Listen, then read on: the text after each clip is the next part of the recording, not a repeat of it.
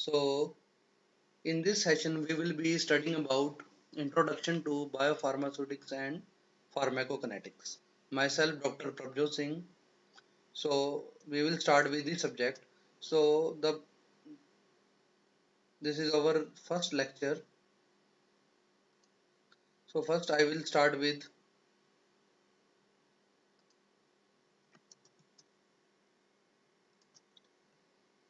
number one. I will tell you about the book. The book that I will use is Biopharmaceutics and Pharmacokinetics, a treatise by D.M. Brahmankar, Sunil V. Jaiswal. And the second book is Shargel applied pharmaceutics and pharmacokinetics. तो ज़्यादातर जो हम book use करते हैं वो आपकी DM ब्रह्मंकर वाली होती है। इसके अंदर ज़्यादातर सिलेबस होता है, बाकी कुछ चीज़ों के लिए लियोन शार्जल वाली बुक भी यूज़ करी जाती है। तो आज हम इसकी इंट्रोडक्शन स्टार्ट करेंगे कि बायो फार्मास्यूटिक्स एंड फार्माकोकिनेटिक्स होता क्या है। तो इसके लिए हमें कुछ टर्म्स पहले पता होनी चाहिए बायो फार्मास्यूटिक्स एंड फार्माकोकिनेटिक्स को समझने के लिए। तो इसके लिए हम इसमें स्टार्ट करते हैं इंट्रोडक्शन।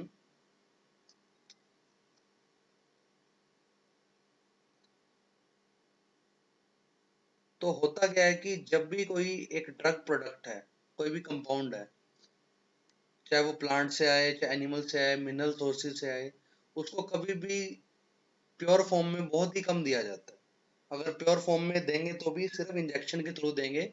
बाकी अगर उसको ओरली देना है तो हमें क्या करना पड़ेगा, we have to make into a convenient dosage form that can be administered by a suitable route. So suitable route का मतलब होता है कि जो सबसे बेस्ट रूट। अब कोई भी पाउडर होता है, अगर हम एक ड्रग लें, उसका पाउडर खाना तो बड़ा मुश्किल है, पर उसी की अगर हम एक टैबलेट बना दें या फिर उसका कैप्सूल बना दें तो वो लेना बहुत आसान होता है। उसके अलावा अगर उसका हम इंजेक्शन दें तो वो पेशेंट के लिए इतना अच्छा नहीं होता, क्योंकि उसमें उसको दर्द होता है और बार बार इंजेक्शन देना भी पॉसिबल नहीं होता। तो पेशेंट की जो कंप्लायंस है सबसे ज़्यादा कौन से रूट के साथ होती है, ओरल रूट के। अगर हम बच्चों की बात करें, छोटे बच्चों को सिरप देने पड़ते हैं, मीठा लगे ताकि उनको वो ड्रग को ले सकें। तो जब भी हम उसके एक डोसेज फॉर्म बनाते हैं, कौन सा डोसेज फॉर्म बेस्ट रहेगा, उसका सोल्यूशन अच्छा रहेगा, उसकी टैबलेट अच्छी रहेगी, उसका इंजेक्शन अच्छा रहेगा, तो वो सारी चीज़ें किस चीज़ पे आधारित होती हैं? वो इस चीज़ पे आधारित होती हैं कि हमने वो ड्रग क्या बॉडी के अंदर पहुंच पाएगी या फिर नहीं। अब होता क्या है कि जब भी किसी ड्रग को आप ओरल रूट से देते हो, सबसे बेस्ट वही रूट है क्योंकि सबसे आसान है, कन्वीनियंट है।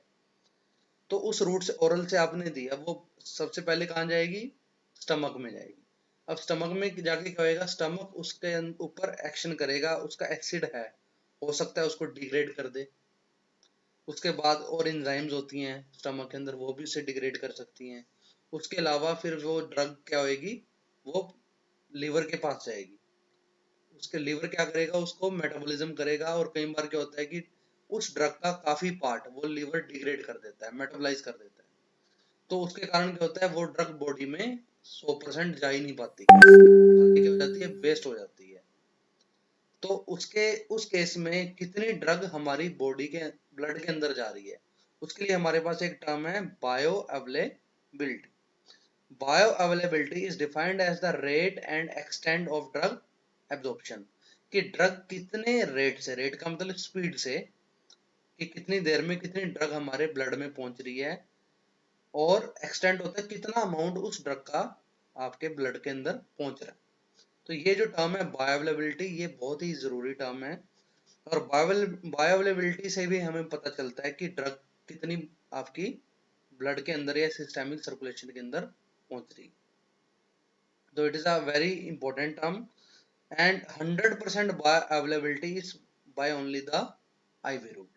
जो आपका इंट्रावेनस रूट होता है उसकी बायोअवेलेबिलिटी 100% होती है, क्योंकि इंजेक्शन सीधा वेन के अंदर दे दिया जाता है। सारी ड्रग 100% आपके ब्लड में चली जाती है। लेकिन और रूट्स जितने भी हैं आपके, चाहे ओरल रूट लगा लो, ट्रांसडर्मल रूट लगा लो, इन रूट्स के अंदर बायोअवेलेबिलिटी 100% नहीं रहती, क्योंकि 100% ड्रग आपकी ब्लड के अंदर पहुंच नहीं पाती। तो इसके बाद एक हमारे पास टर्म है absorption. Absorption is the process of movement of drug from its site of administration to the systemic circulation. अब साइट ऑफ एडमिनिस्ट्रेशन क्या होता है, जहां पर ड्रग को दिया जाता है। जैसे अगर ओरल है तो आपको जीआईटी है वो बन जाएगी उसकी साइट ऑफ एडमिनिस्ट्रेशन। अगर आपकी ट्रांसडर्मल है तो वो स्किन हो जाएगी उसकी। हम बक्कल रूट से दे रहे हैं तो मिकोसा हो जाएगा। ठीक है, अगर आप उसको आईवी से दे रहे हो तो वो आपकी सीधी वो इंटरवेनस हो जाएगा।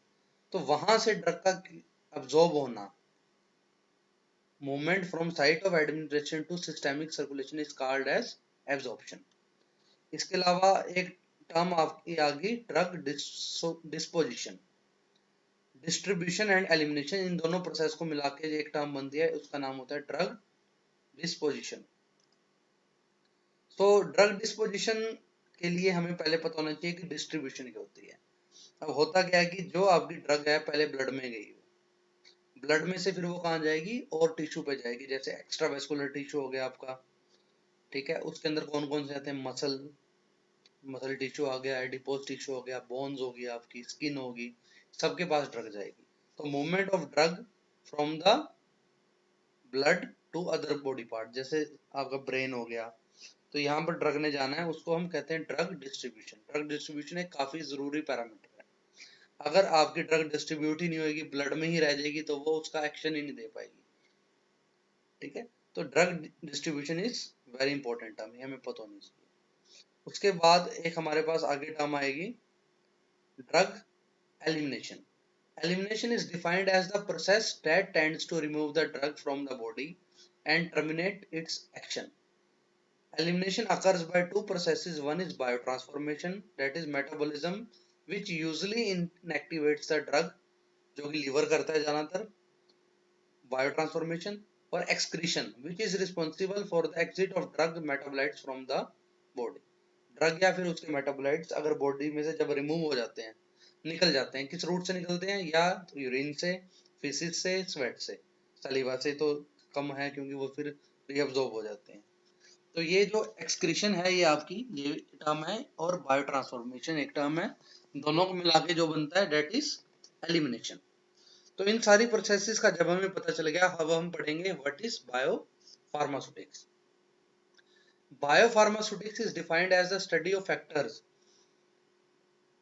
influencing the rate and amount of drug that reaches the systemic circulation and use of this information to optimize the therapeutic efficacy of the drug product।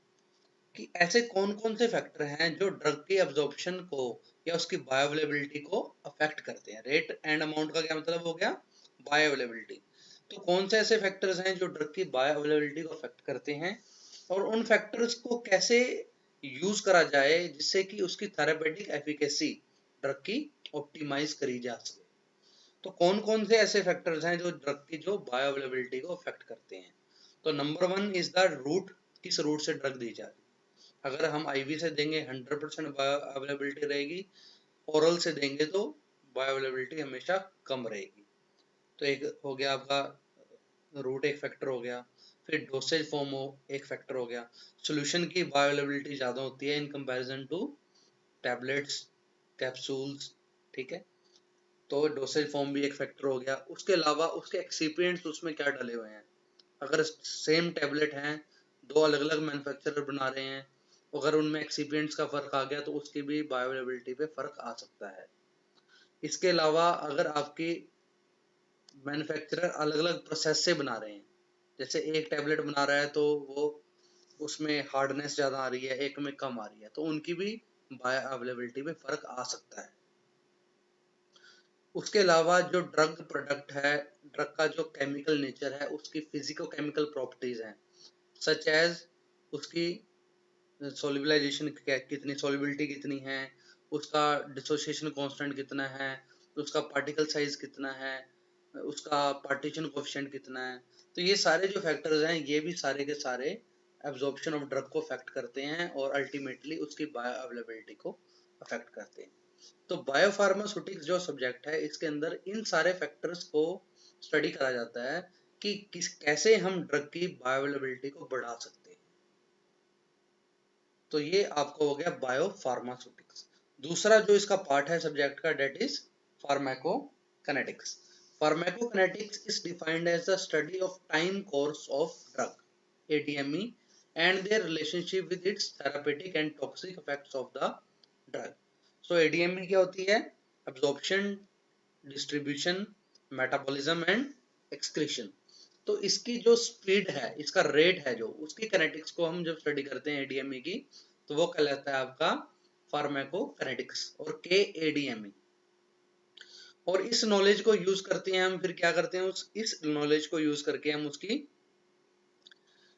Patient के लिए हम उसकी ऑप्टिमाइजेशन करते हैं डोज की, to suit individual patient needs and achieving maximum therapeutic utility is called as clinical pharmacokinetics. Clinical pharmacokinetics में हम क्या करेंगे, फार्माकोकाइनेटिक प्रिंसिपल्स को यूज करेंगे और फिर एक इंडिविजुअल पेशेंट के लिए डोज को हम तैयार करेंगे। जैसे कि जब एक ड्रग बनती है नहीं, तो उस केस में क्या होता है, जो ड्रग आपकी है वो उसकी जो डोज है निर्धारित करा जाता है वो एक पॉपुलेशन एवरेज के बेस पे होता है, और हो सकता है जो हमारा पेशेंट है वो बहुत ज्यादा डिफर करे उस एवरेज से, बहुत ही ज्यादा मान लो वो बीमार है, उसकी किडनी खराब है। अब अगर उसकी किडनी खराब है, that he has renal failure, तो renal failure के केस में क्या है, elimination of drug reduces, body में से ड्रग बाहर ही नहीं जा पाती। तो उस केस में क्या होएगा, ड्रग बॉडी के अंदर एक्यूमुलेट होनी स्टार्ट हो जाएगी, और अगर हम उसे और डोज देते रहेंगे, बार बार डोज देते रहेंगे, तो ड्रग क्या करेगी, इट विल कॉज टॉक्सिसिटी। तो हमें क्या करना पड़ेगा, ऐसे पेशेंट के लिए हमें उसका डोज को चेंज करना पड़ेगा। ऐसे जैसे अगर बहुत ज्यादा कोई ओबेस पेशेंट है, मोटा है कोई ज्यादा, तो उसका जो वेट है वो बहुत ज्यादा है, तो उस केस में भी क्या होएगा, आपका जो जो अमाउंट है ड्रग का या जो डोज है वो आपको चेंज करना पड़ेगा। तो that is known as individualization. So individualization करने के लिए जब हम यूज करते हैं फार्माकोकाइनेटिक प्रिंसिपल्स को, then it is called clinical pharmacokinetics. So biopharmaceutics and pharmacokinetics, these are two terms. आपको इसका शायद समझ में आ गया होगा कि बायोफार्मास्यूटिक्स क्या होता है। Biopharmaceutics is the study of factors affecting the bioavailability and use of that information to optimize the therapeutic efficacy of the drug। और pharmacokinetics क्या है, is defined as the study of time course of drug ADME, या फिर kinetics of ADME, किस speed से आपकी जो drug है वो अब्सॉर्ब हो रही है, कौन सा ऑर्डर फॉलो कर रही है, फर्स्ट ऑर्डर से हो रही है, जीरो ऑर्डर से हो रही है, उसका रेट क्या है। ये सारी प्रोसेसेस काम किस में स्टडी करी जाती है, फार्माकोकाइनेटिक्स में। इसके अलावा हमें और भी कुछ चीजें पता होनी चाहिए कि फार्मास्यूटिक प्रोसेस क्या होती है। It is concern with formulation of an effective dosage form of a drug for administration by suitable route. तो फार्मास्यूटिक प्रोसेस होती है। फार्माकोकाइनेटिक प्रोसेस क्या होती है, it is concern with the ADME of drug as elicited by the plasma drug concentration time profile and its relationship with the dose, dosage form and frequency and route of administration. In short, it is sum of all processes inflicted by the body on the drug. Body drug के ऊपर क्या effect देती है, that is the pharmacokinetic process. Body क्या करती है drug के साथ, एब्जॉर्प्शन करती है, डिस्ट्रीब्यूशन करती है, मेटाबॉलिज्म करती है और एक्सक्रीशन करती है, एडीएमई। ठीक है। उसके बाद आती है pharmacodynamic process. What drug does to the body, drug body के साथ क्या करती है, it will produce the effect, pharmacological effect, that is known as pharmacodynamics. And fourth is the therapeutic process. It is concerned with the translation of pharmacologic effect into clinical benefits, कि जब आपने कोई drug दी उसने क्या pharmacologic effect दिया और उससे बंदे को क्या क्लिनिकल बेनिफिट हुआ। ठीक है। तो ये हो गया आपका थेरेपेटिक प्रोसेस, और थेरेपेटिक प्रोसेस के अंदर भी आपकी क्या आती है, टॉक्सिक इफेक्ट्स आते हैं। To achieve optimal therapy with a drug, the drug product must be designed to deliver the active principle at an optimal rate and amount depending upon the patient needs. A knowledge of the factors affecting the bioavailability of drug helps in designing such an optimum formulation and saves many drugs that may be discarded as useless। ठीक है। तो जो ये study है इसमें क्या है कि एक तो उसका डोज, उसका ऑप्टिमम रेट क्या होना चाहिए, ये सारे का सारा हमारा इससे बनता है, स्टडी से, किस चीज की, बायोफार्मास्यूटिक्स एंड फार्माकोकाइनेटिक्स की। और दूसरा उसकी बायोअवेलेबिलिटी को कैसे हम ऑप्टिमाइज कर सकते हैं, वो भी हम इसी सब्जेक्ट के अंदर स्टडी करते हैं। एक डोसेज रेजिमेन होता है। Dosage regimen is the manner in which the drug should be taken. किस मैनर में ड्रग ली जाती है, उसका डोज कितना लिया जाता है और उसकी डोजिंग फ्रीक्वेंसी क्या होती है।